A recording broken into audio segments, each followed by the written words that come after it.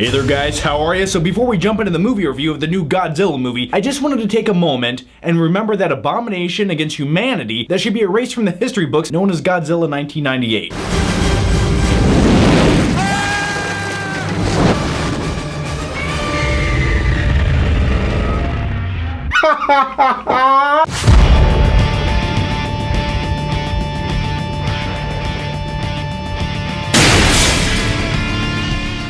Now, if you're a fan of the classic Godzilla movies, this new incarnation of Godzilla pretty much should please you, I would imagine. I mean, it has everything you want in it as a fan, except for a guy in a rubber suit running around crushing cardboard buildings. And on a side note, doesn't that just sound like a kick-ass Saturday night? You put on a big green rubber suit with a tail on it, and you're running around your garage crushing shit at 3 o'clock in the morning? Now, the two main stars of this movie are Bryan Crantson and Aaron Johnson. Now, in the movie, Bryan Crantson and Aaron Johnson play father and son, and they kind of have a little bit of an unhealthy relationship. They don't quite get along because of something that happened in the past that kind of tore them apart. Now, if you saw the trailers to the movie, you might be assuming that Bryan Cranston is the main star of this movie, and you might be for a bit of a letdown because the main star of the movie is Aaron Johnson. And in the movie, his character is this young family man. He has a wife at home played by Elizabeth Olsen and a baby, and what he does for a living is he works for the military, he's a soldier, and he deactivates bombs. And essentially, this entire movie, everything that happens in the movie revolves around him or someone in his family. All the events that go down in this movie, yeah, it's either from his point of view, his wife's point of view, his kid's point of view. So basically, every event that you see go down in this movie is told from the perspective of this one family. And by the way, I mean, after you watch this movie,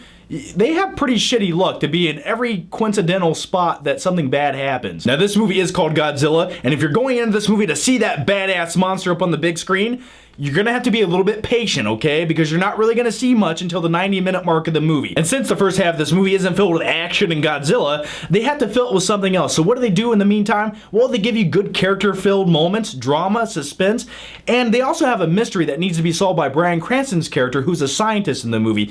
And I will say, this mystery that he's trying to uncover, I was genuinely interested in it. Because his character knows that the government's lying, and he knows there's something else out there. And along the way of trying to figure out this mystery, what they do is they kind of explain why Godzilla is like he is. Why are there other things happening? Here's the scientific breakdown of how this thing can exist and why he does what he does. I bought into it. It was solid movie logic, and for that, I give it 2 thumbs up. Now, like I said, this movie is a slow burn up until the big action climactic moments of the movie. I mean, along the way, you do get nice little eerie shots of Godzilla here and there that kind of, you know, hold you over until that climactic end to the movie. But along the way, up until that point, it's filled with characters and human emotion and drama. And for the most part, I enjoyed that aspect of it, because typically Hollywood has these big summer blockbusters that just poop out action explosions all over the place, and you don't really get to learn anything about characters. So this movie kind of took that opposite approach. And with all that said, I will say this movie does have some pacing issues that could have been tightened up just a little bit.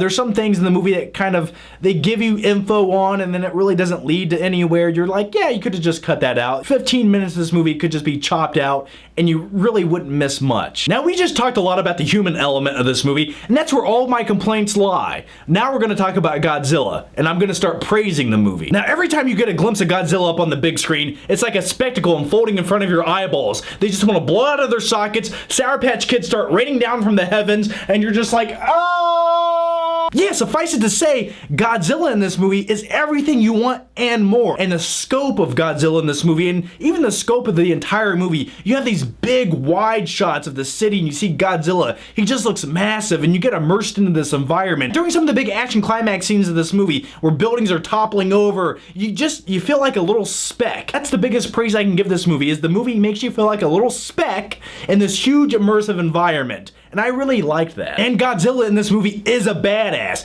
And I have to say this, the last 30 minutes of this movie are worth the price of admission alone. If you're a Godzilla fan, you're gonna go into this movie and you're gonna clap a few times. And during my preview of this movie, the audience did clap a few times. And I'd say by the second time, I was getting really pissed off and annoyed. I was like, just don't clap, I just wanna watch the movie. And everyone's like, oh, oh. I don't know what just happened right there, but that is a true story. It's a little pet peeve of mine. I can't stand when people clap during movies. It's like you can go ah or laugh or do something, but do not clap. It detracts from the fucking movie. So here's the part of the review where I have to give this movie a rating, and here's where my job gets a little bit tough. Because if I had to rate the last 30 minutes of this movie, I would give it an A++, 5 gold stars, and a big explosion in the background. But I can't just forget about the first hour and a half of this movie. So based on everything, I'm gonna give the new Godzilla movie a B+. So that's my review for Godzilla. Now here's my question, dude. Let me know down below in the comments. What is your favorite disaster movie of all time? David! Oh my god, I gotta call my mother. I gotta call my lawyer. I'll forget my lawyer. Yeah, you gotta love Independence Day, 1996. Also directed by the same guy who directed 1998 Godzilla. So anyway, guys, thanks for watching. If you haven't already, make sure you check out my last review for the movie Neighbors. I'll see you there.